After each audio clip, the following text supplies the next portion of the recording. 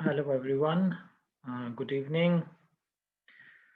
Welcome to this F5 class, which is performance management. I hope everybody's fine and doing well.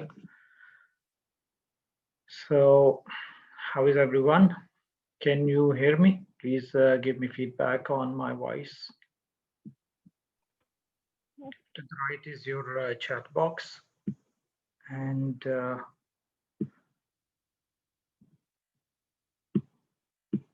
you can leave your comments in the chat box.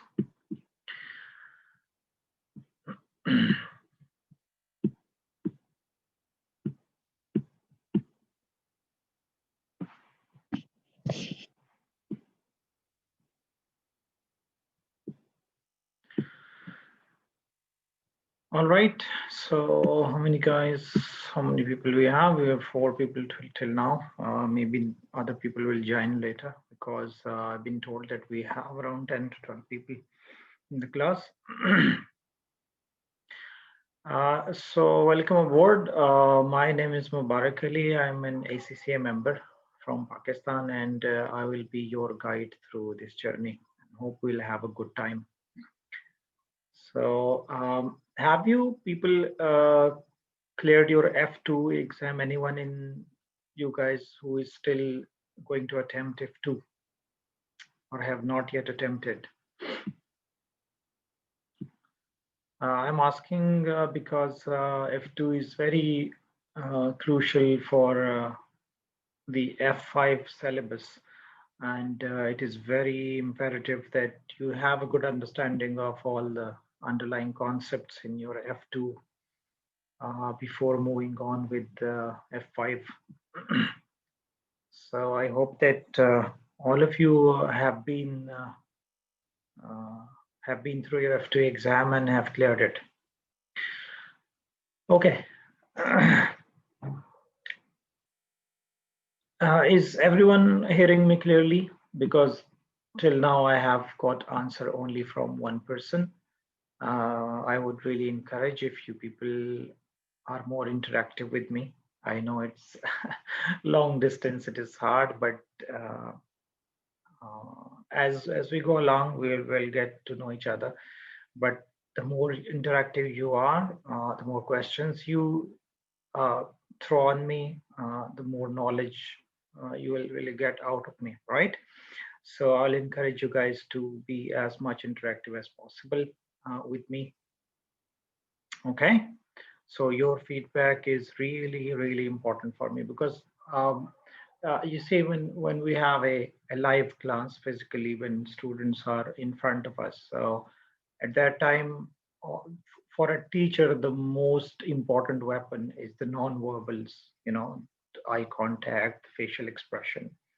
And when we see students, when their facial expression gets a little bit disturbed, so that is the time when we feel that the topic is a bit difficult, or maybe they are a bit overwhelmed with the concept. So then we throw an example or something in the middle or ask questions. So in this class, since I can't see you guys, I won't have that luxury to assess myself, the position of the students and the status, what mindset they are through their non-verbals. So it will be you people guiding me through your feedback, right? And you don't need to put, too much lengthy things. You just in the chat box, just throw a simple question or something, and then the rest is my job, right? So your feedback is really important because that non-verbal that I can't see, it's your job. If someone is not getting something or a topic or a question or a point, it's your job to actually tell me because I can't see it from here. Okay, so we'll have to help me with that. Okay, so the class is increasing in terms of the number of people, so maybe 2 minutes to. All right. So my question is still not yet being answered. Is everybody cleared? Has everybody cleared F2? Anyone left or still to attempt? because I want to know everyone individually. So you can give me a private message on the chat box. You can make a private message. If you don't want to let others to know that, it's okay. All right. All right, you got exemptions from it. That's okay. That's okay. Exemption in and your name is Dell, right? So okay, that's fair enough. All right, exempted. That's okay. All right, that's good to know. Basics are important. Yeah, it's Vishan. All right, Visham Ram Prasad. Okay, okay. Welcome to the class, Visham. Vishan. All right, sorry. All right, so let's start our journey with almost till April, or maybe something. We'll see if till when we can finish this. Uh, but from my side, I can promise you one thing, and that is in-depth analysis and concept. And inshallah, that's what we try to do in our institute. So we're gonna touch the concept in real core depth, right? So don't worry about that. Okay, that's good. Um, that's good. It's good to know. Right. So most of the people have exemptions. Okay. Okay, it doesn't affect uh, the way that I will teach too much, whether you guys have exemption or not. But what I want to know is, like, for example, now I was thinking that if most of you have F2 cleared, then I will not touch even the marginal and absorption costing. But now, and I already have a plan, had a plan that if most of the people had from some exemptions background, then I will give a touch to marginal absorption, which is the basic costing things. So this is why I was asking, and the rest of the topics will take it that way as well, right? Okay, so we are on to paper number 5, which is F5, right? Performance measurement, performance management. This is a really important paper in terms of the analysis work that is involved in it is extensive. So it's not just calculation that you will have to focus on. You will need to be able to write comments and analysis, actually write comment and analysis, which you may not have been exposed to in your earlier syllabus or papers. And that's what the gap is. When most of the time, or you might have heard about F5, some dreadful things or intimidating things, that it's a passing ratio is too low, and students find it really very difficult to get on with it, and to be easy with it, with the concepts, and they have difficult time in the exam, and the results are too low. I would say it's not that much bad. It's much of a stereotype about F5 rather than the actual results. In the finance world, we have a very interesting saying in the stock market, that if enough people believe a stock price to increase or decrease, if enough people believe something to happen, people start acting in that particular way. And then that thing happens. For example, if people start believing that this particular share price is going to go down, what would people do? People start selling the shares. They want to get rid of it as soon as possible before it goes too down, right? Too low, and they want to avoid loss. So even if the conditions are not there for the share price to go down, people start giving up the share itself as a trigger. So when the people start selling the shares at lower and lower prices, the share price go down, and then people say, "Hey, see that? We were telling you that the share price is going to go down, and see that exactly happened." That was not happening. You people made it happen. So that fear factor is so much, right? That I believe personally as a teacher that it's much of a stereotype rather than the actual exam is not that much intimidating. But because you go with such a fear factor in the exam, students go with such a fear factor in the exam, and that thing happens. You have too much confusion. You're not confident. That's exactly, sometimes students say that, sir, exactly this happened to me. And when you're entering a hall and people have flooded you with these news that it's going to hit you, it doesn't matter how much you studied, this paper is really difficult, so your confidence is already disturbed because of all these comments and bad things. So I would say that first thing first, it's a normal paper, it's like just like another ACCA paper.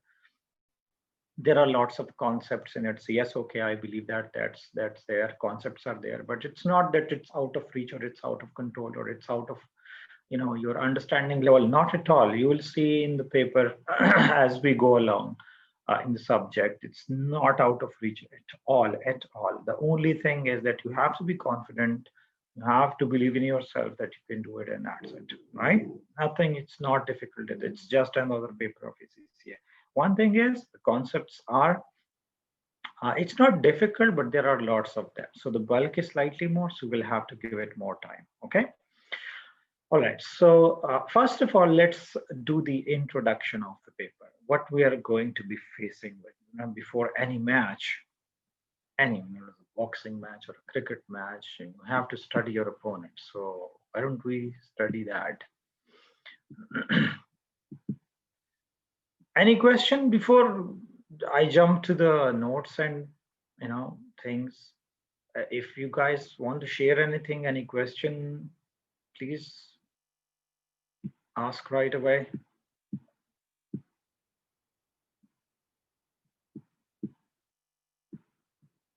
All right.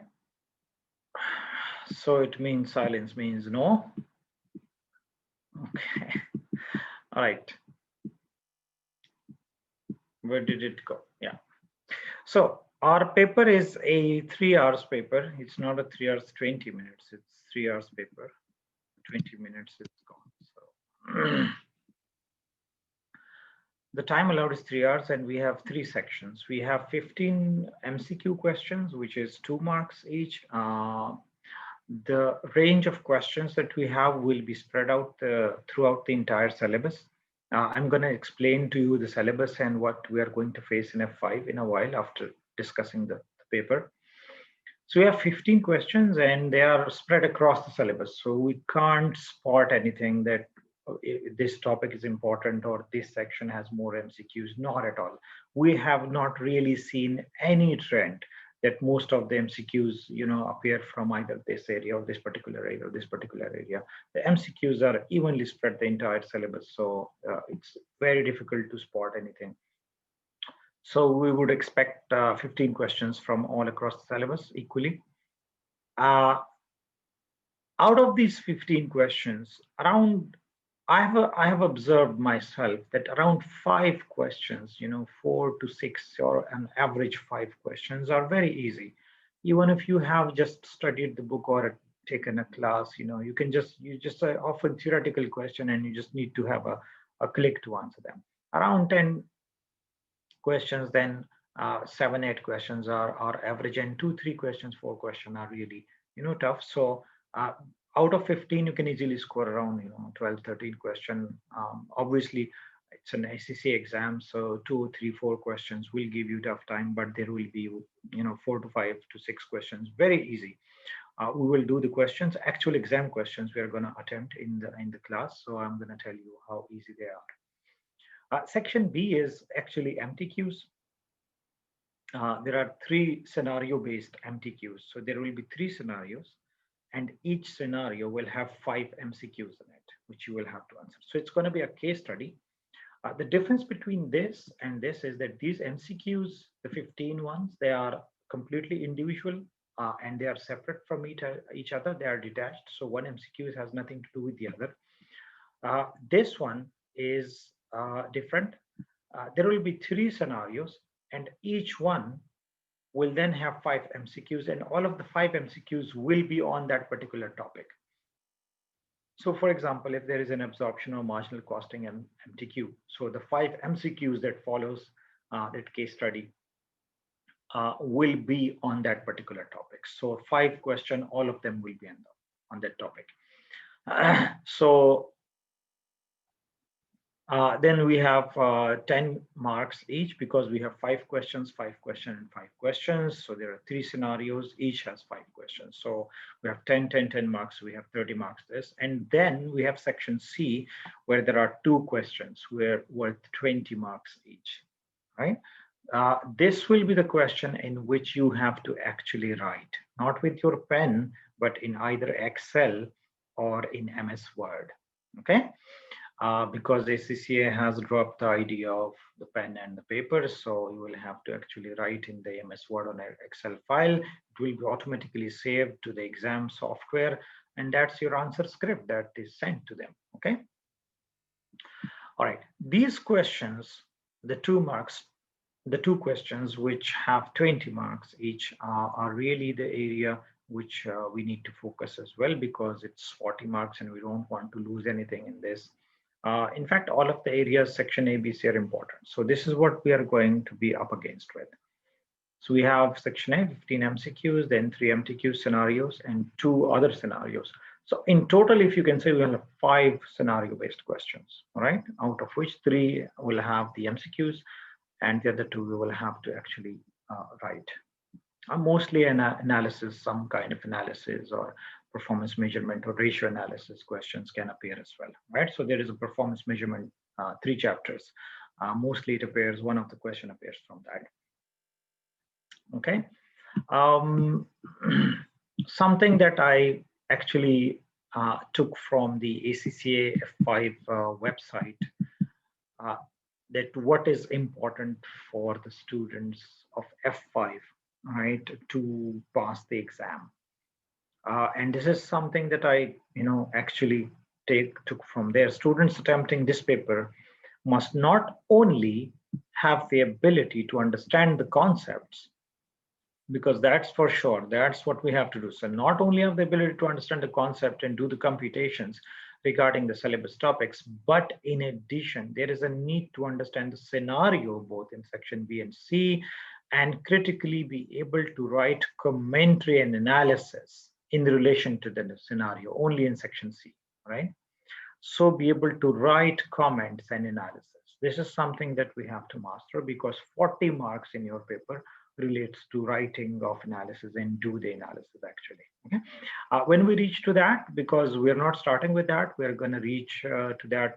That's the end area of the syllabus, the last topics of the syllabus. So when we reach there, I'm going to teach how you have to write. But yeah, I'm going to teach you from the start, right? Where I'm not just going to be focusing on the calculation.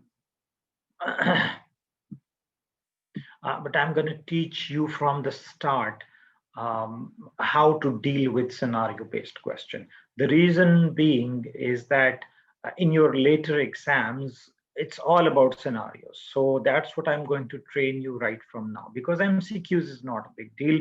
It's not that we're not going to attempt MCQs, we're going to attempt MCQs, but my focus is going to be the scenarios, okay?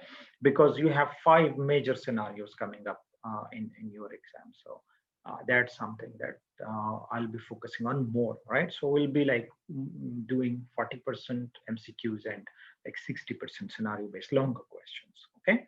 So that you are not only ready for F5, but I would like you guys to, when you go from this class, you know how to deal with the longer questions, because that's what you're going to face in your later exams. You're not going to be facing MCQs. You're going to be facing MCQs in your stage 2, but later on you're going to be facing total scenarios, longer, even more longer scenarios. So that's what I'm going to be preparing you guys for, all right? Okay. Now let's talk about the syllabus. I'm going to turn the video off because I'm going to write on the screen now.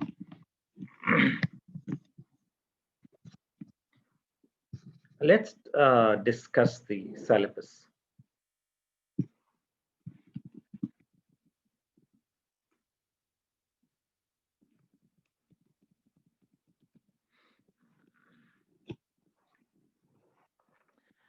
The F5 syllabus is actually divided in 4 major areas.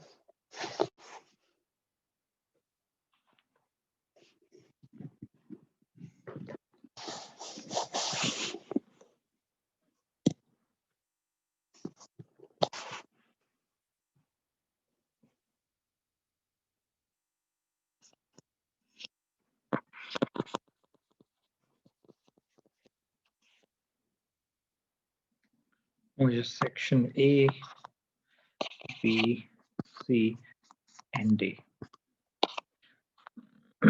In section A, we have advanced management accounting techniques.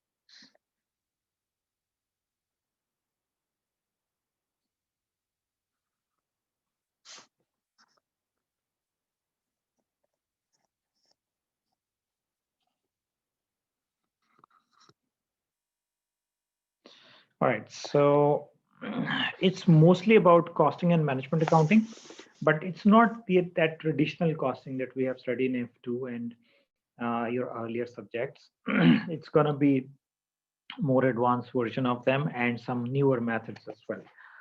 If I will give you the detail on that as well. So we have absorption and marginal. But absorption and marginal in F5 is, and it's very basic and just to the introduction, right? There are questions, but you just need to know the major, basic things about them. After that, we have activity-based costing.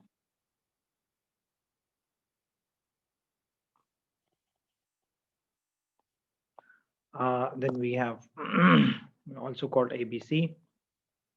We have target costing, life cycle costing. We have throughput accounting.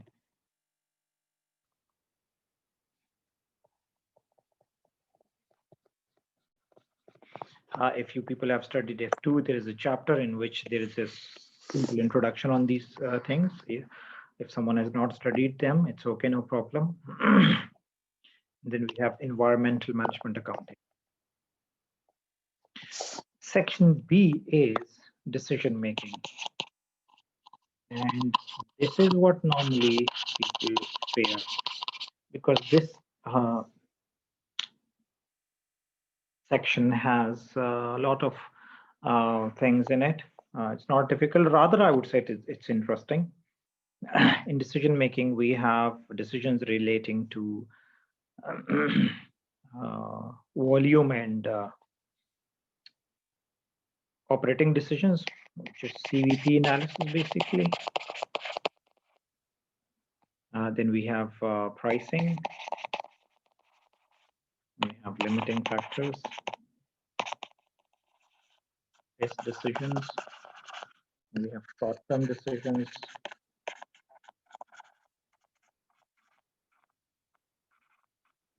And we have risk and uncertainty.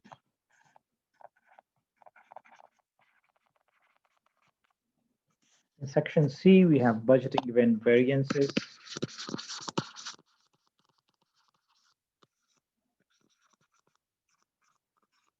Just simply the advanced version of all the budgets and variances that you have studied in F2. We have types of budgets. Interestingly, there is no calculation of the budgets in F5. Calculation is more hectic.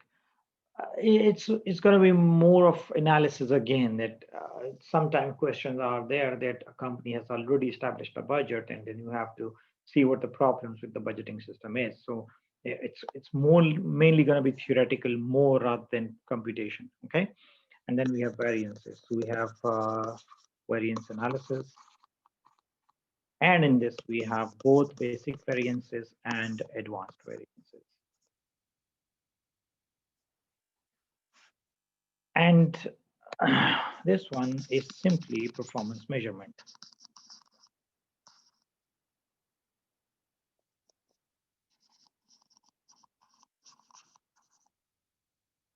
Again, students of F2, these are the last two topics of F2 as well, and this will be the last two topics of F5 as well. So performance measurement is simply analysis of the business performance and then coming up with conclusions of whether a business is performing well or not. So this is all performance analysis assessment.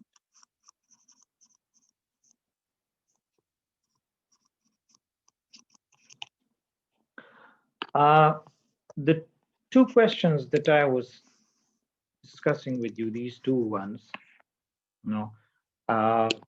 there's a fair chance.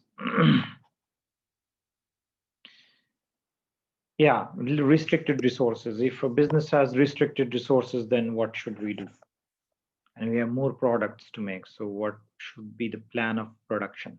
Okay, so business has 4 or 5 products, A, B, C, D, E, F, and we have lesser resources. We can't make all of them. So what should we do? Which one we should make first? Okay, this decision you might have, faced this decision in your earlier syllabus as well. Yes, this limiting factor includes linear programming, exactly. And there will be graph involved, yes, using graph, exactly. Since it's just an introduction, so I'm not going into copious details of that. Yes, there will be linear programming using the graph, definitely. All right, so it's my own observation that one of the 20 marks question is from here, almost all of the time. Almost all of the time. So for analysis, this one 20 marks straight away is from this one section. Almost confirmed. 99.99%, right? Okay, so this is what we are going to be studying, okay, in our, for example, variance analysis is a huge area. Just wrote it in short form, but it's a huge area. So similarly is this one, the D section. So we're going to start with A sequence wise. It's not that I'm going to start with any other section. So I'm going to start with section A, and that's how we're going to take our syllabus. Okay. All right. So any question? If you guys wanna ask anything, and how is the time? I'm going to be discussing absorption and marginal costing in a very short way, right? The rest is in the notes I would put to you guys, because there is a very, very lesser chance of this being appearing in the exam as a whole question, all right? So it's just a costing method.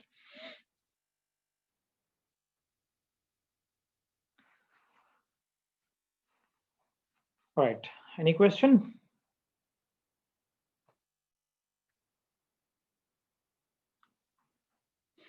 No, that's good. Okay, so let's start with our syllabus. The first chapter is absorption and marginal costing.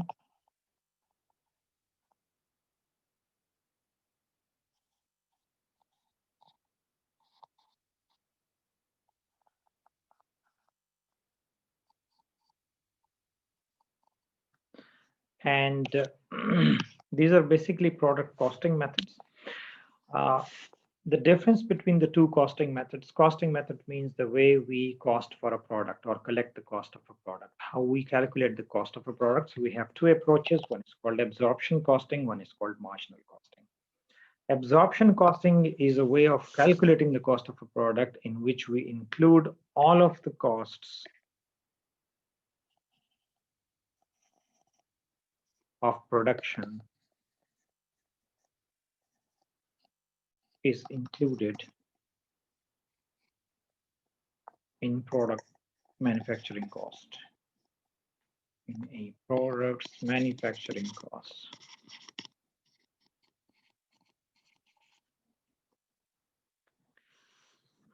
We're talking about the factory cost, right? The manufacturing cost.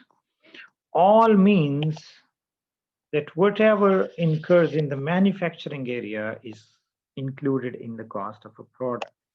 So what is included in the cost of a product in absorption costing? The cost of a product includes direct material, direct labor, direct expenses,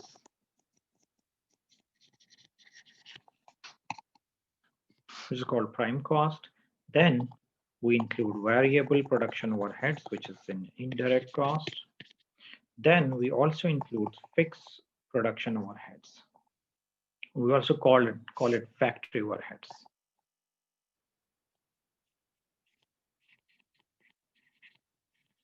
OH means overheads. So they are all included, and then we calculate the cost of a product.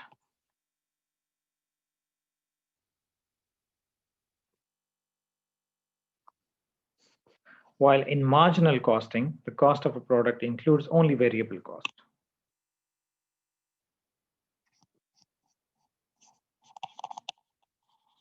Production or manufacturing costs include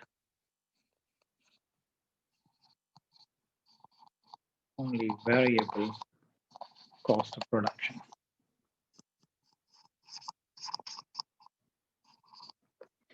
All right, here there is one important thing, that there are non-manufacturing costs. For example, a company is having admin department, and the admin department has staff, and they are calling people, and they are sending people here and there. So there is admin activities, admin cost, distribution cost, sales and marketing cost. They're called non-manufacturing overheads in traditional costing system. These both are traditional costing systems. So in these traditional costing systems, these non-manufacturing overheads are not included in either of the method in the cost of a product. They are included in the cost of the company. They are not included in the manufacturing cost, right? The manufacturing cost is the factory floor cost. What we're talking here about is the factory floor cost. So traditional cost methods. These are both traditional costing methods. Right, so the cost of a product include direct material in marginal costing,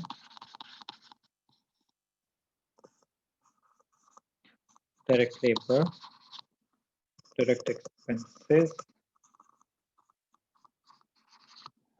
and variable production overheads. Those overheads or indirect costs, overheads are indirect costs, which vary with the volume. And there is no fixed overheads involved or included. Why? Because according to marginal costing, fixed costs are fixed and they do not move with the volume of activity. So it should not be part of the cost of a product, because then we make 1,000 units or 10,000 units, the cost remains the same as fixed total cost, like rent of the factory. So according to marginal costing, the fixed cost is not part of the product cost. This is one major difference between the two. The difference between the two is this. So this is the first thing. Sorry, you don't need to do that. So that is what the difference is, that in absorption costing, fixed overheads are part of the product cost. In marginal costing, fixed overheads are not part of the product cost. They are included in other expenses like non-manufacturing expenses, but it is not included in the factory cost or factory floor cost of the product. It is, it's not, I'm not saying that we're going to completely ignore it. Yes, it is part of the cost, but it's not part of the product's manufacturing cost, which is the factory floor cost. Okay, this is one major difference between the two. Now, let's discuss this a bit further. Now we know that fixed cost is fixed, right? At all volume level, whatever is, whether it's low volume or high volume, means production, fixed cost is fixed. Then how we are going to include it in the cost of a product, and how we're going to find the cost of one unit. So for example, a company is making product. So let's now discuss absorption costing. How to calculate the cost of a product.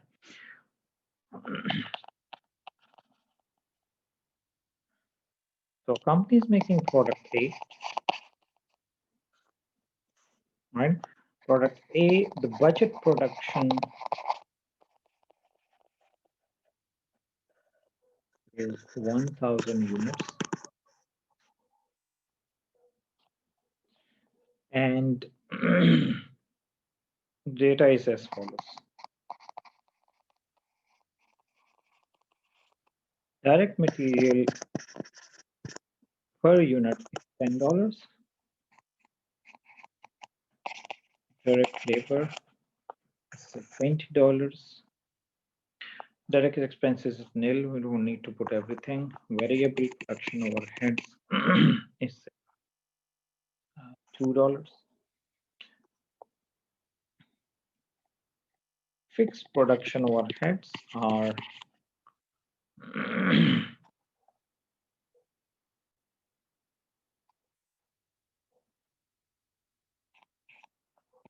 $15,000 and are 15 means 15 fixed, okay, and are absorbed. Absorbed means charged or added on the basis of production volume.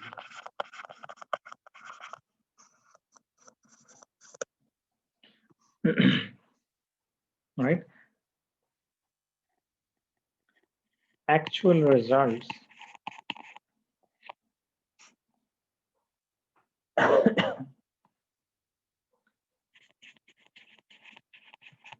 how much the company budgeted? The company budgeted 1,000 units, but they produced only 600 units.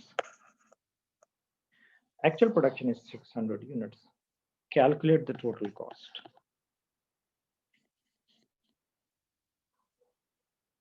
Or total production cost under absorption costing.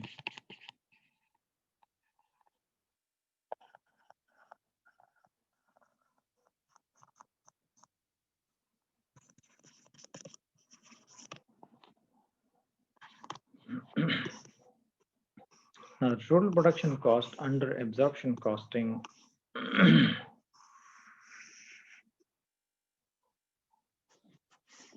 will be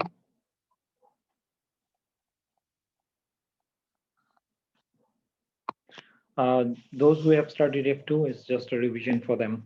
I'm doing it for the rest of the people maybe who have exemptions as well. If you guys, this is too basic. This is like really the ABC of costing, and I was not doing this, but some of the people are maybe completely new to costing, so I'm doing it. Otherwise, this was not originally my plan. I had it only for a emergency, that if most of the people had exemptions, then I will put this example in the middle. Right.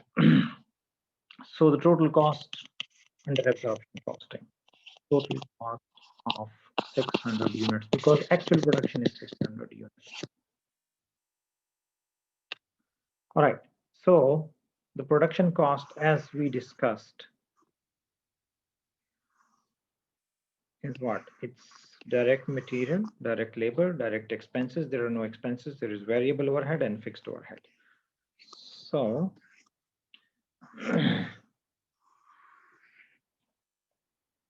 the total cost will be direct material, which will be 600 multiplied by 10,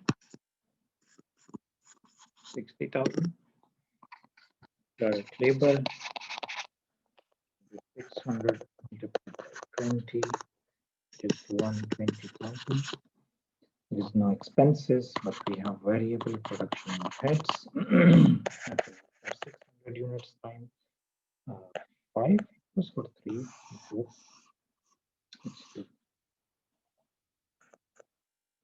It's 12,000. And then we are going to add fixed overheads in it.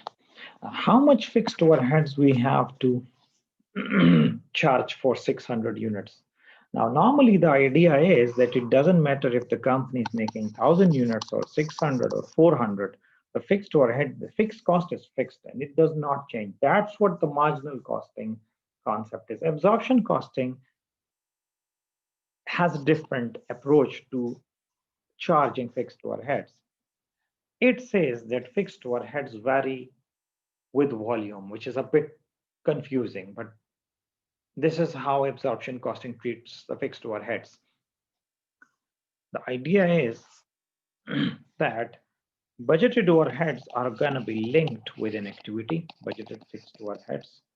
In fact, I'm going to do it in a separate area. Next slide. Methodology of absorption costing.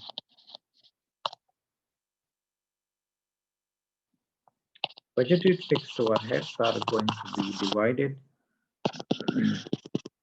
as an activity to come up with an overhead expense rate, which is called the overhead absorption rate.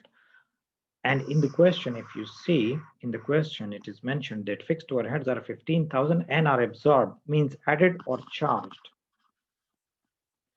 on the basis of production volume. Okay, production volume means the units. So the methodology is budgeted fixed overheads divided by budgeted activities, any activity with which we can link the fixed overheads. And then from here, we get what? We get a fixed overhead absorption rate. Okay. And then we use that rate to multiply with actual activity to arrive at the estimate of fixed overheads for that particular activity. And it's very logical as well. For example, budgeted overheads is how much? 15,000 in this question, and it is divided by the budgeted activity, not the actual 1,000. So how much is the fixed overhead rate, which is in short called the fixed overhead absorption rate, overhead absorption rate? What? It's $15 per unit. So the estimate is that one unit cost $15 of overheads. How much the company is making? The company is making 600 units. So absorption is done in these two steps. Step number one, calculation of the rate, which is through this formula. Okay. Step number two is the actual absorption of the overheads, which is actual activity. Here, the activity is the number of units volume multiplied by the overhead absorption rate. So this is, we get what? We get absorbed overhead. Absorbed means estimated overheads, which are going to be added to the product. So how much overhead, how much is the volume? Actual 600 and the rate is what? 15. Now, the logic of this is that the company was planning 1,000 units for which $15,000 of expense was estimated. If 15,000 is for 1,000, how much is for 600? Now, the logic says that if it's a fixed cost, then for 600, it's going to be fixed as well. But absorption says no. Most of the overheads are volume related. So if $15,000 is the cost of 1,000 unit, then it means we have a per unit $15. So how much will be for 600? Simply 15,000 divided by 1,000, which is $15 per unit multiplied by 600. It's the same concept. Like if I tell you that $400 is the cost of, all right, $400 is the cost of 200 kilometers. $400 is the cost of 200 kilometers. What will be the cost of 50 kilometers? So what would you do?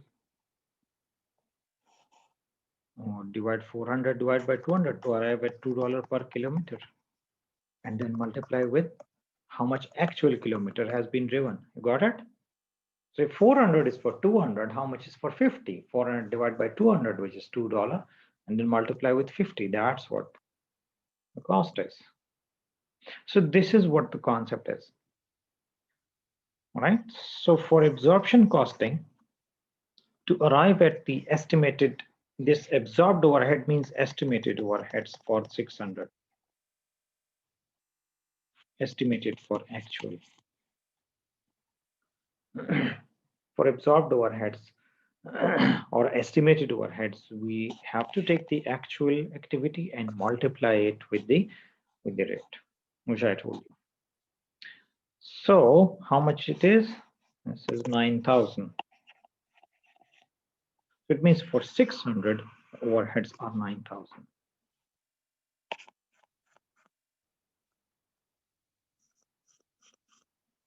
So the total cost is how much?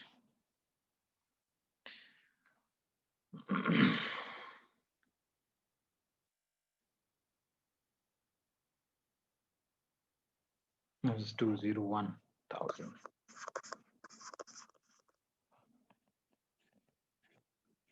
Total production cost. If you are applying marginal costing, then the cost of production would be only these three things. This would not be included in marginal costing. Okay. All right. So this is how in absorption costing we arrive at the total cost. And then we have a sale revenue, then we can subtract the 201 from the sale revenue to calculate the profit of the business. Okay, one more thing that I want to tell you is this 15,000 overheads can be linked with other activity as well. Here we have linked it with production volume. We can link it with labor hours. We can link it with machine hours as a basis for absorption. How? For example, if in this question we were given that the fixed overheads are $15,000, production overheads are $15,000, and they're absorbed on the basis of budgeted labor hours.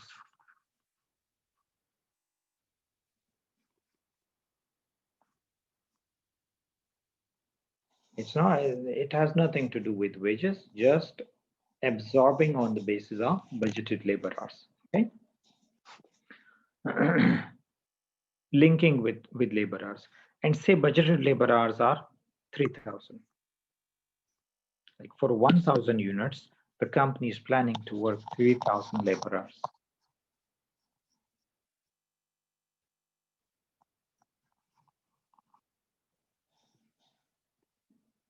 Right, then actual results is 600, and then you're also given actual labor hours. Why? Because now we have to link the overheads with the actual labor hours and say actual labor hours are 1,800. Then how would we calculate this? Right.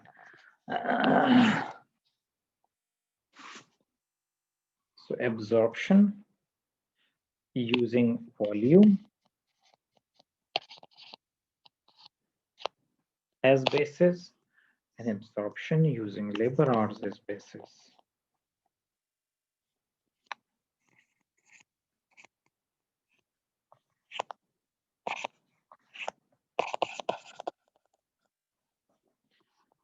Okay, the methodology is the same.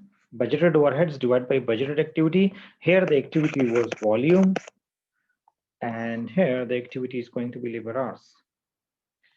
So it's budgeted fixed overheads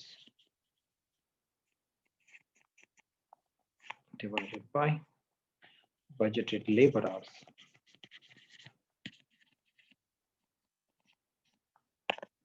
It's $15,000 is the fixed overheads divided by 3,000 labor hours is the working. So the overhead absorption rate is what? It's $5, but not per unit, $5 per labor. This means what?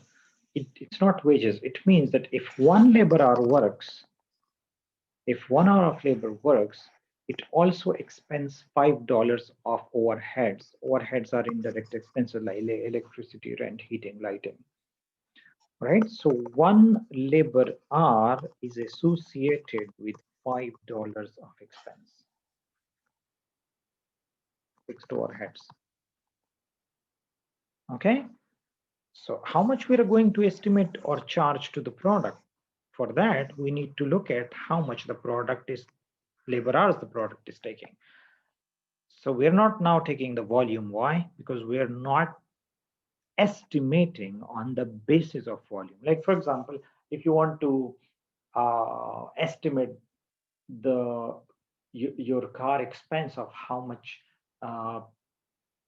fuel it's taking, you can estimate it on the basis of per kilometer. You can also take the miles as an expense. You know, my fuel expense is this much, $2 or $1 per kilometer, or $1, $2, or $0.5 per mile. All right. So you can just use any basis. It's just a basis. All right. For estimating the overheads, it has nothing to do with wages or anything. So if we take the labor hours, then we need to see how much labor hours the product is taking. which is 1800 hours. So how do we absorb or charge? I just wrote to you the formula above. Absorbed overheads. The formula is what?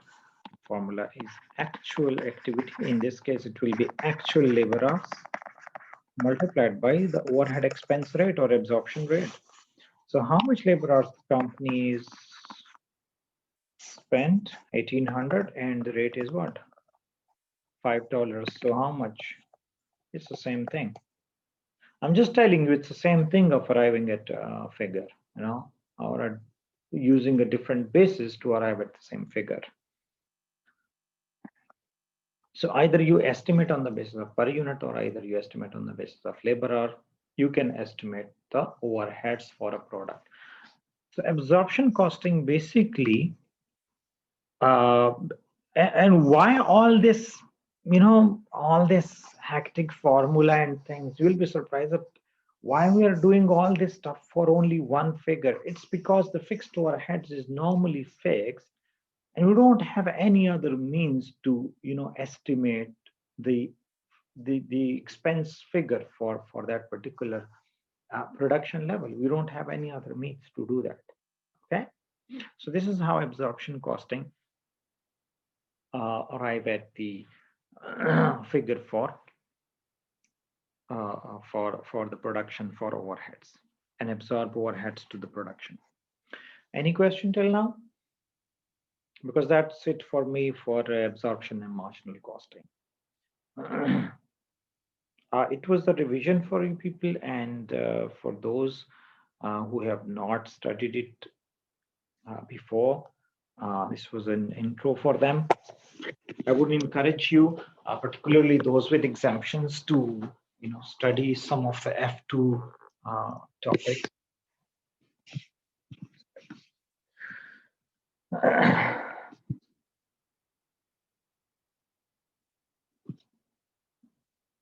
Any question?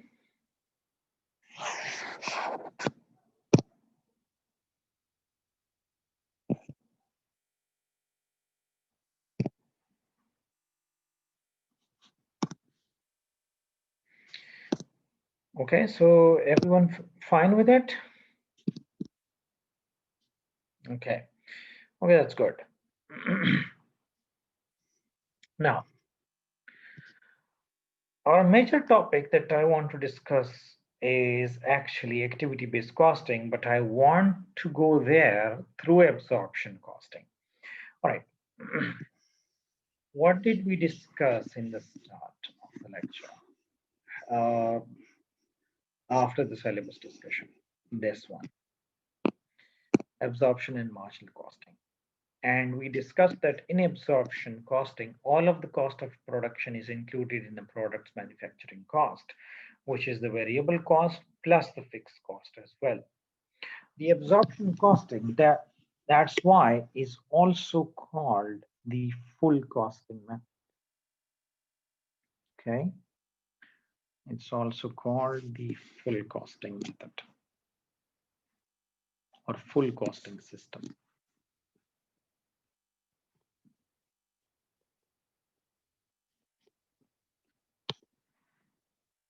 Why? Because all of the cost of a product, whether it's fixed or it's variable, if it's incurred in the factory floor or at the factory floor, it has to be included in the cost of a product, whether it's fixed or variable. That's why it's called a full costing system, because full cost of the factory floor where the product is making is included in the cost of a product, even fixed cost. Okay, this is why it's called full costing system.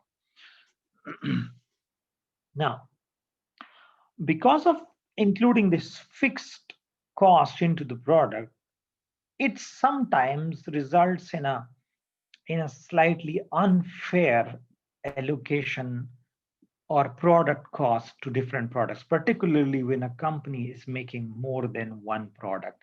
It can result in an unfair cost per unit for various products if and only if a company is making more than one product.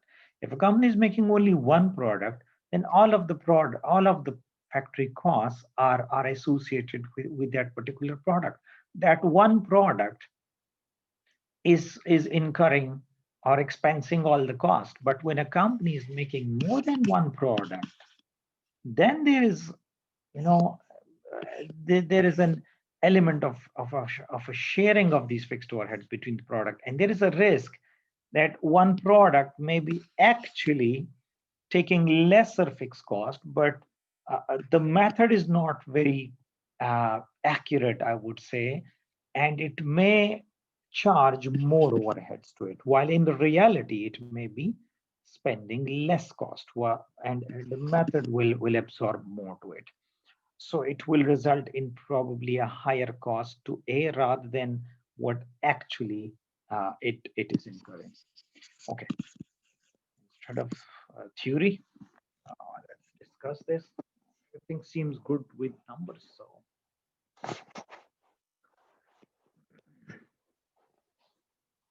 Okay.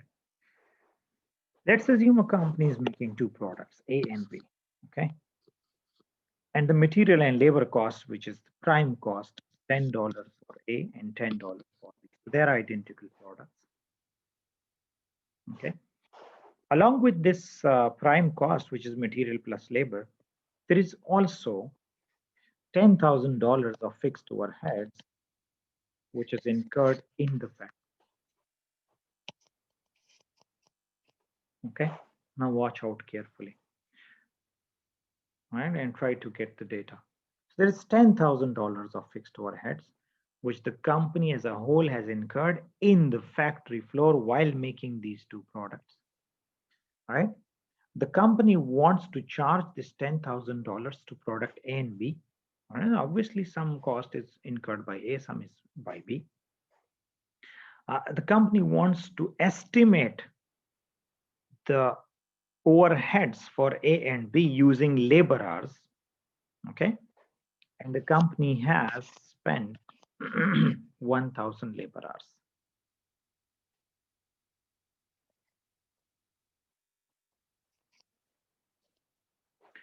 Okay. Production units for A is 100 units, and for B is also 100 units. So it means 100 into 10, $1,000 the cost of material and labor for A, and 1,000 the cost of material and labor for B as well. But now we want to add overheads to it as well. Okay, so the company wants to use labor hours as basis to charge overheads to product A and B. Okay. And there is 1,000 labor hours which product A and B together have spent. So product A and B together has spent 1,000 labor hours cumulatively. So the expense rate is what? The overhead absorption rate will be $10 per labor hour. It means one labor hour, if 1 hour of labor works, it also expends $10 of overheads with it, which is the rent, electricity, heating and lighting and depreciation and insurance and things of the factory, okay, together. Okay. Product A is a product which takes a bit lesser time of the labor. Say it takes only 2 hours of labor. So 100 into 2, it takes a total of 200 hours. I'm trying to ascertain where this 1,000 comes from. Product A only takes 2 hours. Product B is slightly a little bit complicated in terms of labor, so it takes 8 hours. Okay, so 100 into 8 is 800 hours of total labor hours it needs. So product A needs 200 hours, B needs 800 hours. Total hours needed for A and B is what? 1,000. Okay, in which 200 is for A. Out of this 1,000, 200 is for A and 800 is for B. Is that fine? Okay.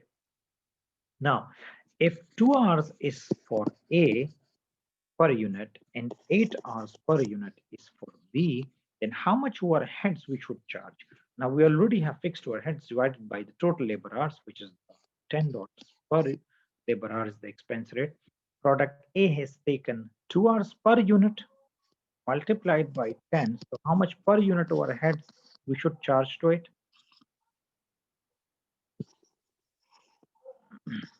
I'm giving it a bit of a space so that it's not messed up with the above one.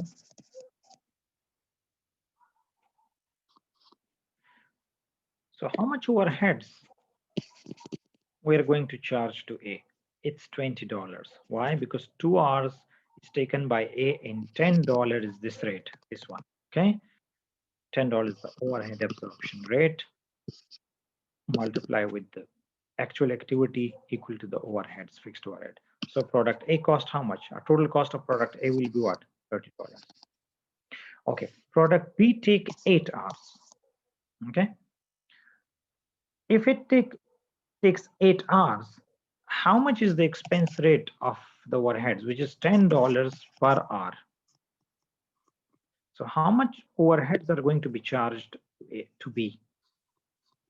Product B will have $80 of overheads. So how much will be the total cost of B? 90. Now, can you see the difference? Watch out the difference and the method as well.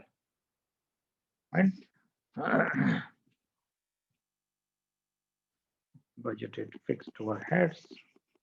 We have used the same method divided by budgeted labor hours.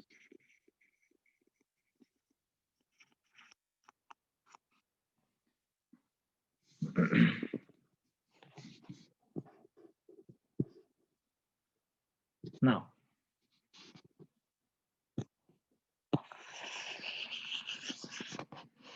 if you see product A also have a material plus labor cost of $10 and product B also have a material plus labor cost of $10, but product A has a total cost of 30 and B has a total cost of 90. And the reason being what? The reason being that the rate per labor hour of the overhead is $10, but since product A is taking only 2 hours, multiplied by 10, we are only giving it $20 of fixed overheads per unit. While product B per unit is taking 8 hours times $10 per hour, and we are giving it $80 per unit overheads.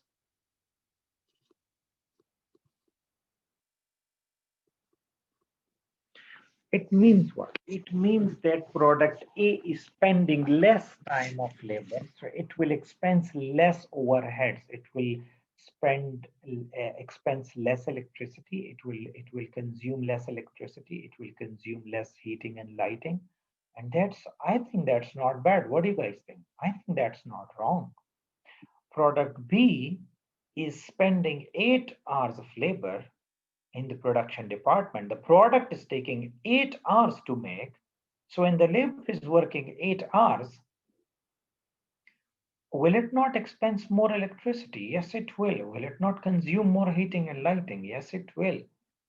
So apparently it seems fair. That's fair. So 8 hours and per hour expense is $10 for the overheads. So product B takes $80 of the overhead share. In total, it gets 800 and per unit, it gets $80. Okay. Now, here is an assumption. Assumption is that a product which is taking more volume or more volume related basis, this is a volume related basis, the labor hours. How volume related? Means that if more production is done, then more units will be made and more labor hours will be worked. So we have linked the fixed overheads with a particular volume, and the end result is that if more labor hours or production volume or units is made, then we will charge more overheads to the product. Simple, because more volume means the rate is per labor hour or per unit, okay?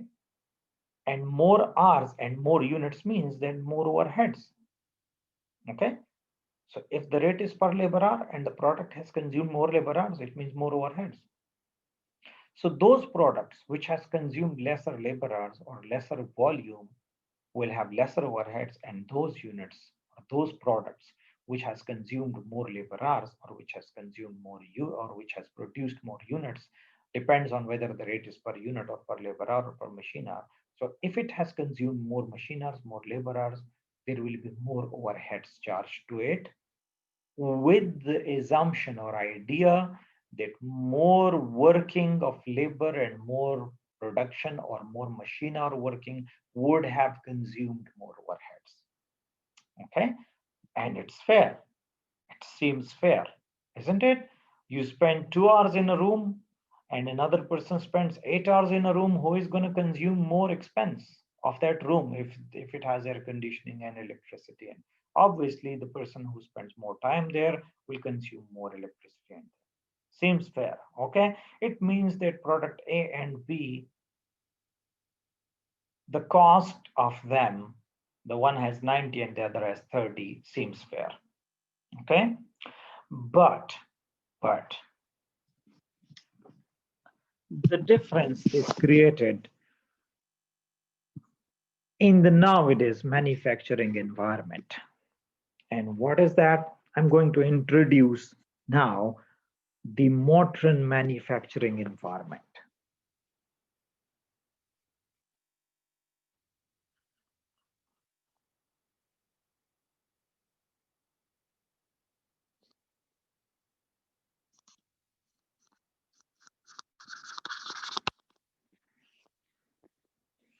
Actually, absorption is not a bad method, but the technology and the development, every phase of life is developing. You see technology, the iPhones and the things. So similar is the development in businesses as well.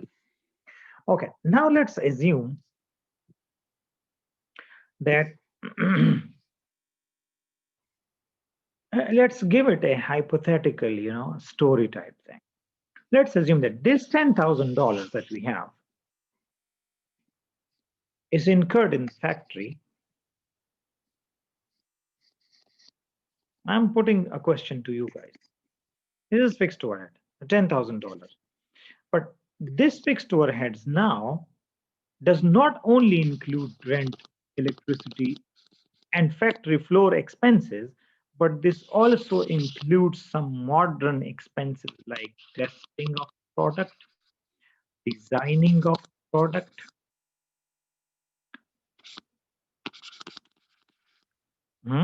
testing, designing,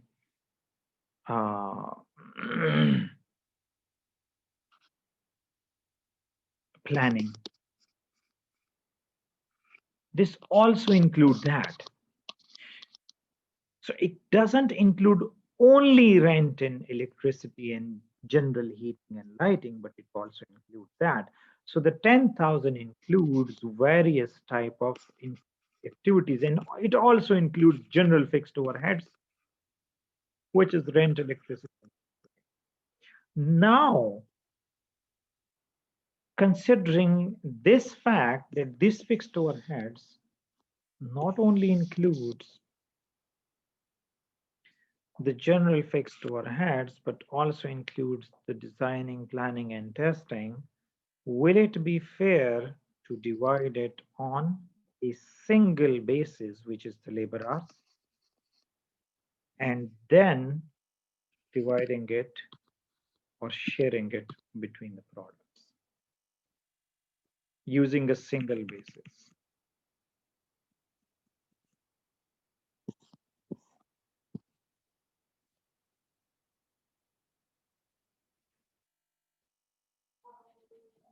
Will it be fair? Now, if logically you can think, it doesn't seem logical, because this 10,000 not only include the rent and electricity, it include testing, it include designing, it includes planning, which was not there in the traditional environment like 1950s and 60s.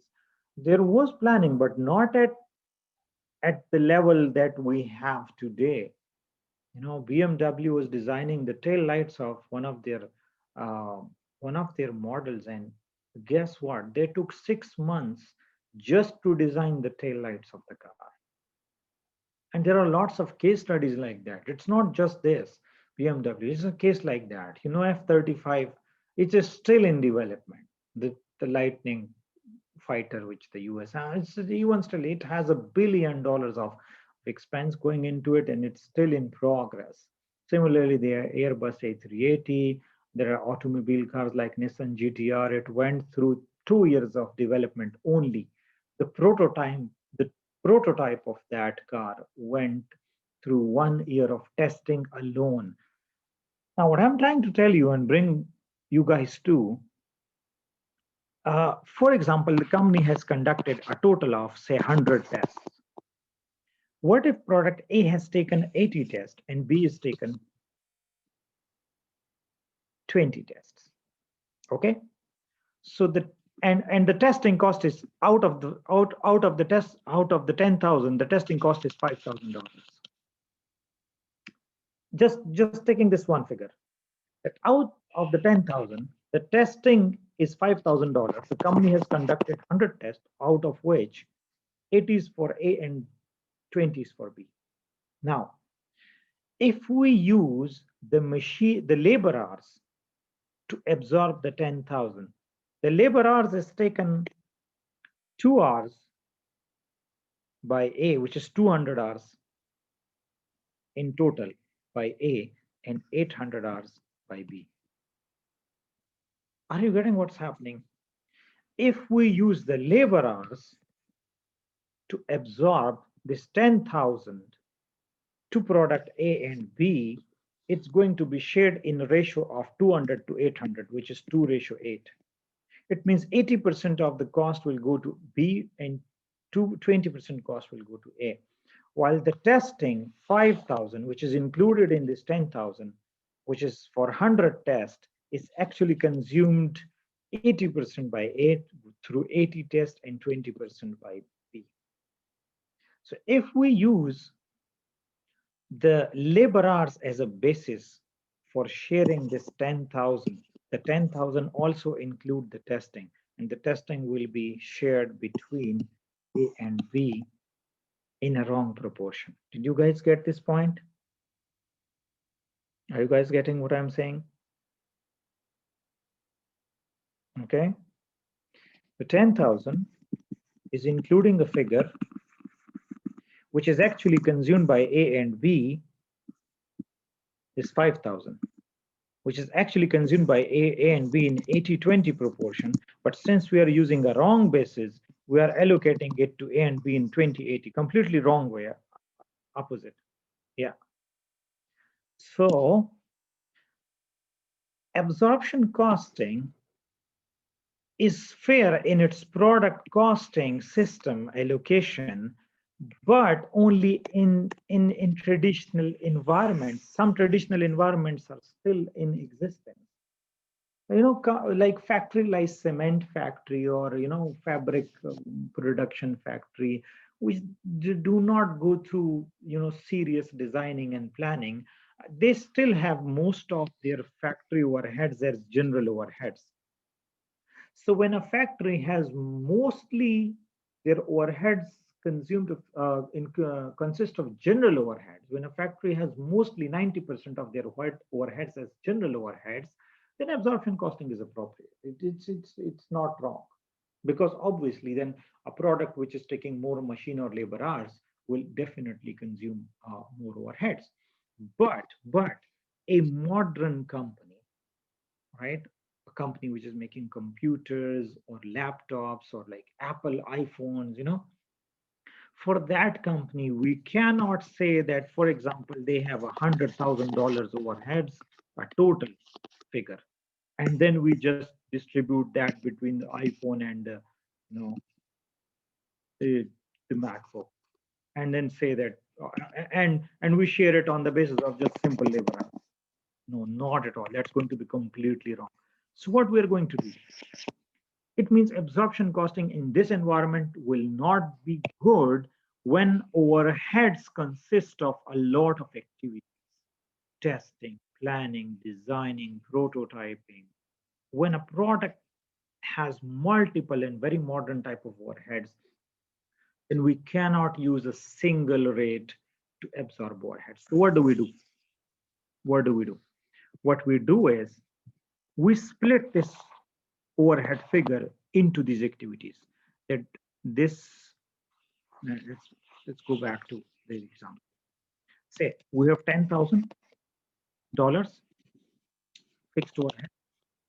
Out of the 10,000, we have testing cost, which is 5,000. we have designing cost, which is $3,000.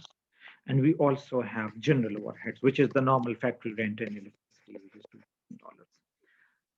Testing cost is incurred for the number of tests, which is 100 tests. Designing cost is incurred for, say, 1,000 designing hours.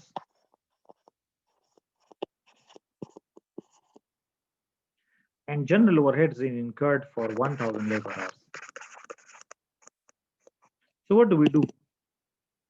What we do is, I'm giving you a diagrammatical representation of what we're going to do.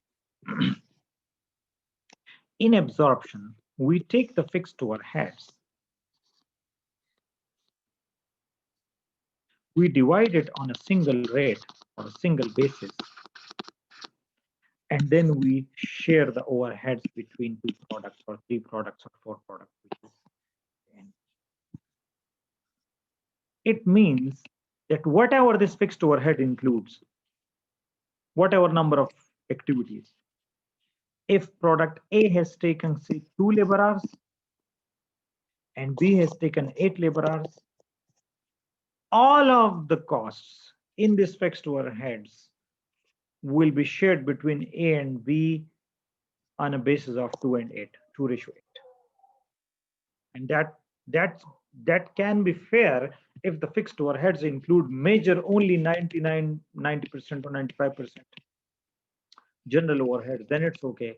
But if it includes a lot of activities, then this is going to be resulting in an unfair costing for A and B. So what we should be doing is, we should define what is included in this fixed overheads. An alternative would be what? Good alternative would be what? A good alternative would be to first define what the fixed overheads includes. It includes testing,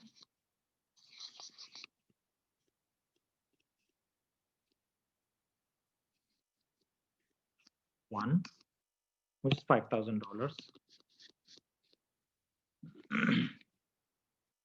It includes designing, which is $3,000. And it includes general overheads,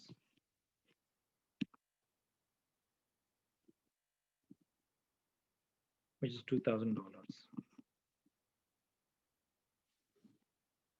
Okay.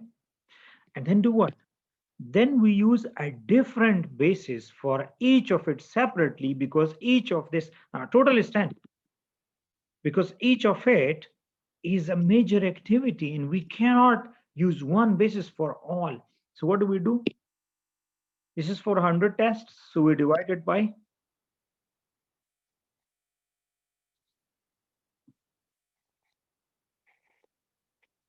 we divide it by 100.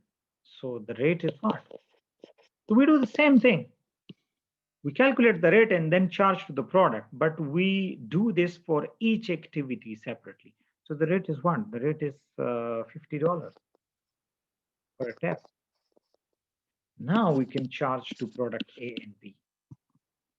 How much we can charge? Say, for example, if product A has taken 80 tests, then 80 multiplied by 50, how much of the 5,000 is charged to A?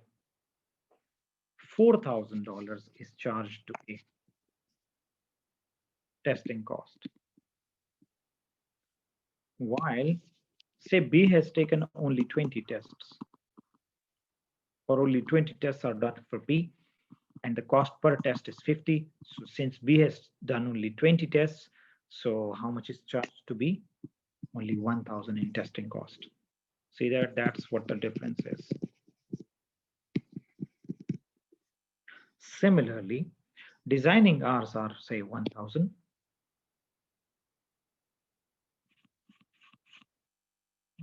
Say,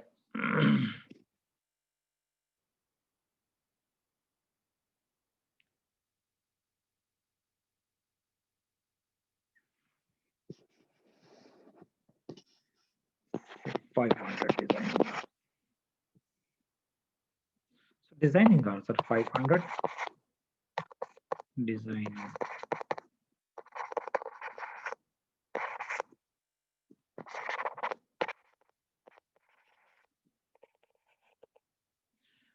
So what will be the rate, the overhead rate for the designing?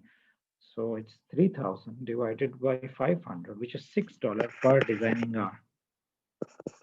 Not per labor hour. One designing hour costs $6. And say, let's assume that product A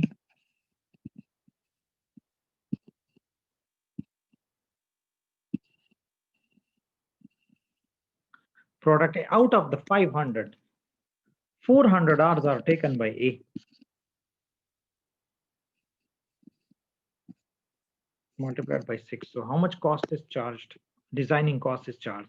2,400 of the 300 is charged to, which is the designing cost.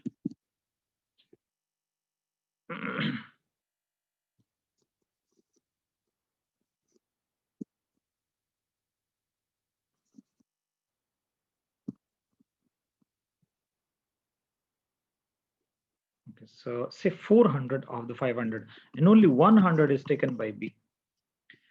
And the cost per designing hour is $6. So how much of the cost is charged? Only 600. See what's going on? It's the same thing.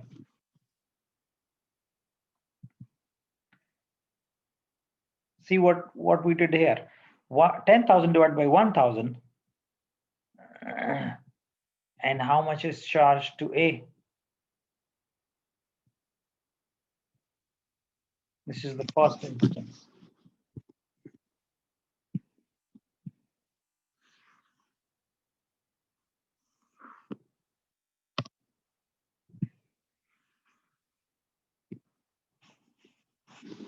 Okay, see that. A 10,000 by 1,000, which is labor hours, rate is $10. 2 hours taken by A, 8 hours taken by B, 2 into 10, 20 is taken here, 80 is taken here, regardless of the fact whatever is included in this span. But we are saying that that could be wrong if a company is having these kind of modern type overheads included in the overheads figure. We cannot use a single basis. You would be probably thinking, why is it repeating again and again and again? Because if you are facing a point on absorption costing in F5 exam, it will be this. I'm telling you. If you are facing absorption costing in F5 in a slightly longer question, it will be this. In F5, you are not going to be tested to explain absorption costing, that is F2 and other subjects. You're going to be tested on what problems absorption costing has. And absorption costing has this major problem that if a company has multiple modern type of overheads, then it can result in a very wrong cost per unit. Why? Because it only uses a single basis. Okay. While the product may have consumed various type of activities, and it may have consumed in a very different proportions by the product. Okay. For example, testing cost is consumed in products by the products in 80-20 proportion. Designing is consumed in, say, for example, 50-50. There is a third activity, planning, which is consumed by product A and B like 60-40. So we have to charge each of the overhead to the product, but because each of the overhead is consumed in a different proportion, it has to be charged according to what proportion it is consumed, and not in a one single way. All right. So this is what the whole methodology is, and let's complete this. And how much the designing can then be the general overheads can be then absorbed on the basis of labor hour, which is 1,000 labor hours.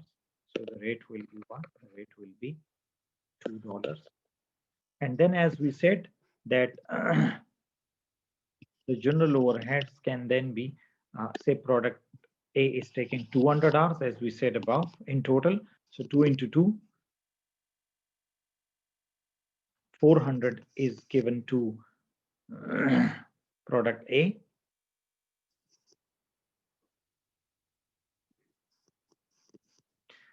And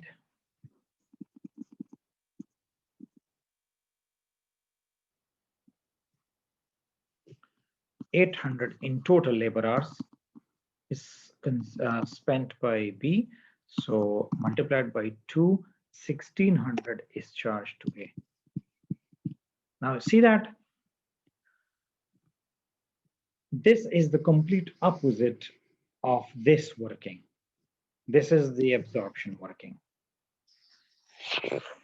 What we did now is we split the 10,000 into various activities, which we did here as well. This is just a small illustration. So this is no major part of the lecture. So what we're doing here is the testing, designing, and general overheads. How we're going to do that? We're going to split the overheads and define the total figure, that what is included, and then absorb overheads to products, but for each activity separately, not using a single base. And then you can see that testing and designing, both of them, are mainly consumed by what? By A, because out of the 100 tests, 80 is taken by A and 20 tests are taken by B. Out of the designing 500 hours, 400 hours are spent by consumed by A and only 100 consumed by B. So most of the cost is now charged to what? The most of the cost is now gone to A. Had we used absorption costing and we used the labor hours, since the labor hours is consumed A 200 hours and B 800 hours in total, all of the cost would be split between A and B in a 2 and 8 proportion, which is actually not consumed in that way. Okay. This method, the alternative which we have done, is called activity-based costing.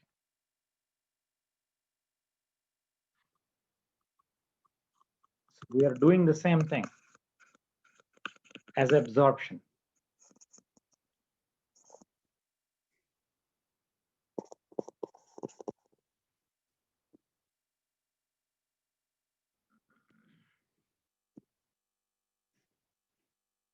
We're doing the same thing as absorption, but in absorption, we give you another representation. What we did in absorption, what we did is we took the fixed overheads and we just simply took it and charged it to A and B regardless of what is included. In activity-based costing,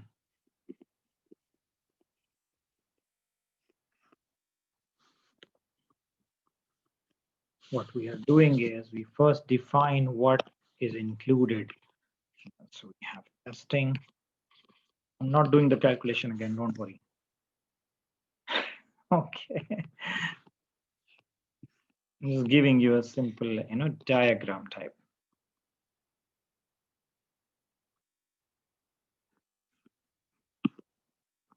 And there can be others as well.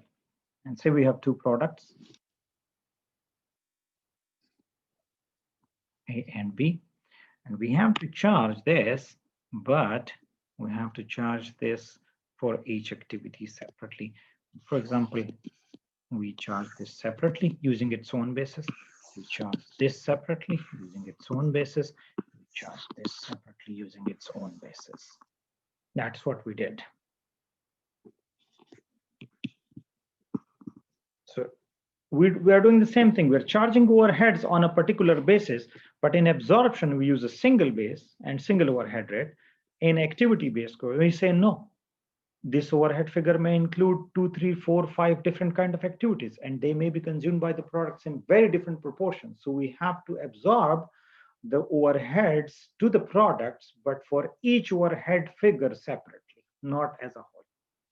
You got the basic idea of what it is. I hope I have explained it more than enough. I have not even explained this much this concept this much in the class, even in a physical live class. Are we guys good?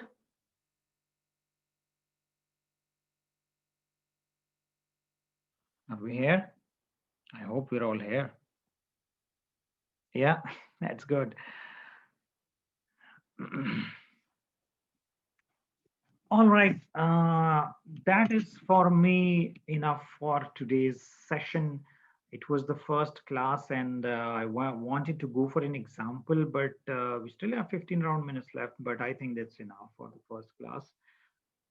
We have laid out the concept for activity-based costing as well. In the next class, we are good to go with examples now. We will do 2-3 very small examples on activity-based costing, and then we are gonna straight deal with exam questions. We're good to go for examples and exam questions. Okay, so next class we're going to explain it a bit further with actual examples which are there in the notes. All right, tell me, do you guys have the notes? Is the notes sent to you?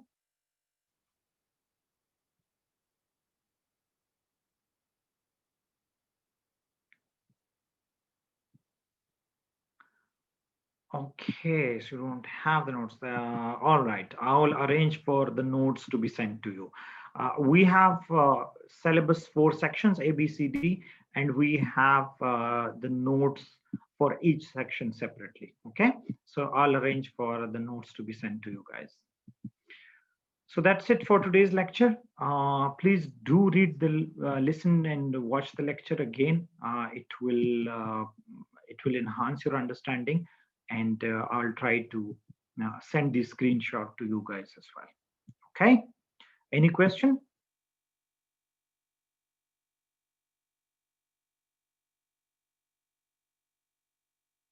Okay, that's it.